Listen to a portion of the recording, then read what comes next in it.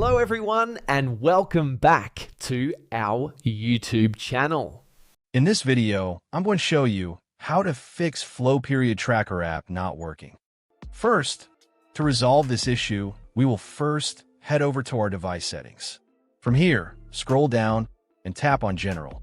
Once you're in the General Settings tab, look for iPhone Storage option and tap on it.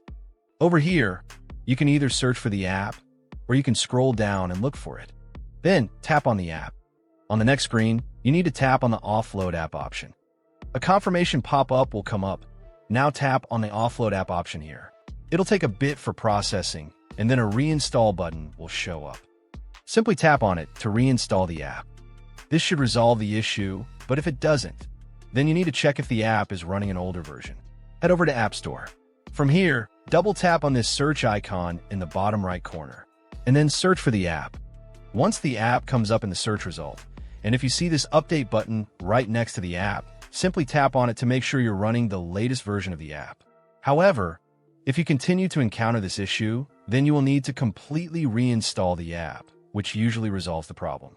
Head over to this screen the way we did before, and over here, tap on the Delete App option here to uninstall the app from your device. A confirmation pop-up will come up. Now tap on the Delete option here. Once uninstalled, open up App Store and search for the app in the search bar. After the app comes up in the search result, simply click on this cloud icon to install it back onto your device. Hopefully, this resolves the issue. If it does, consider sending a super thanks to support our channel. And also don't forget to hit the subscribe button. We'll see you in the next video.